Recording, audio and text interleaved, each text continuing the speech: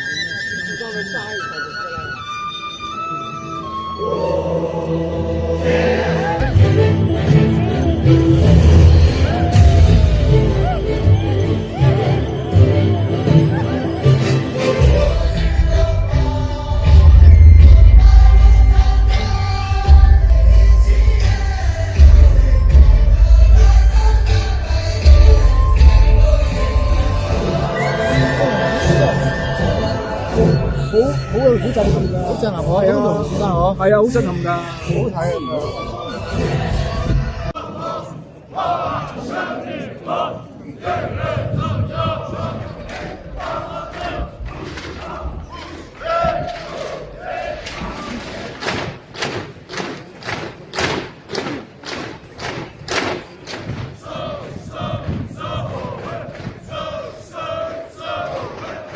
一对男女要是相爱了，就一定要结婚。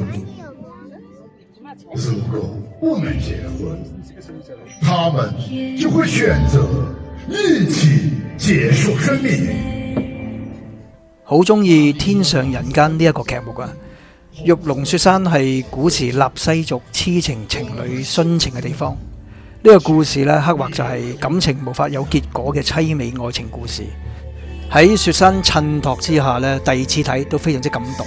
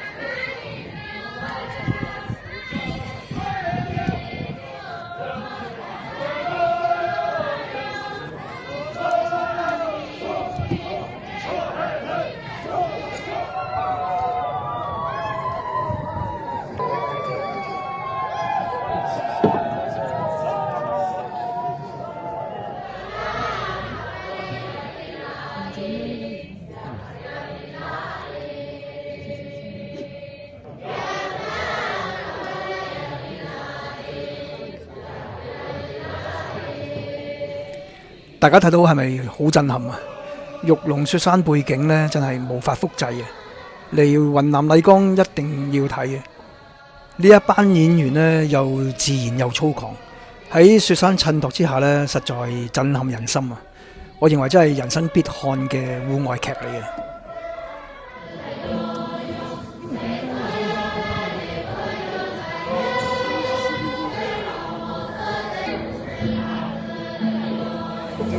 我是屈地仙宗的后代，岳过就是这座山本来猛狮壮象的后代，力大无穷的巨人的后代，三代上面一口吞下国窍的后代，三根腿骨一下，这里是兽神赵国的宝地。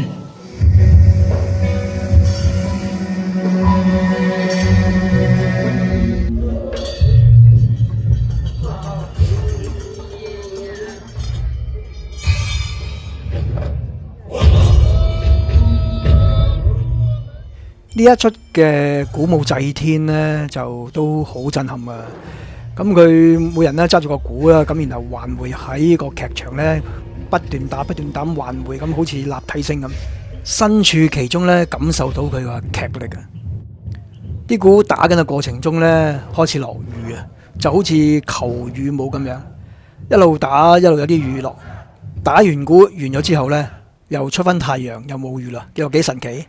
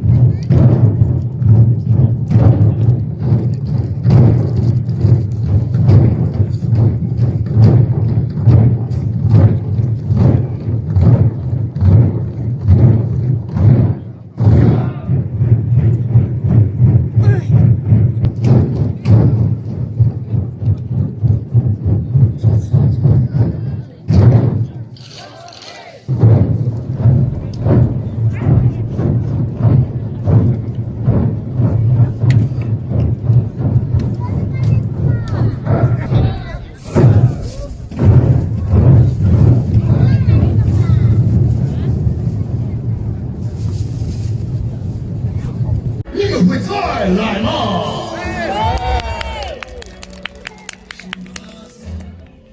会听见我们为民请。祈願。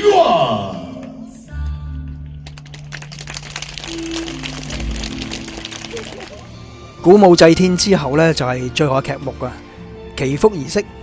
觀眾呢與台上嘅演員一齊向玉龍雪山祈福許願啊！無論你有冇宗教信仰都好啦，呢一個氣氛此時此刻呢都非常之感動，同時亦結束呢一段震懾人心嘅演出啊！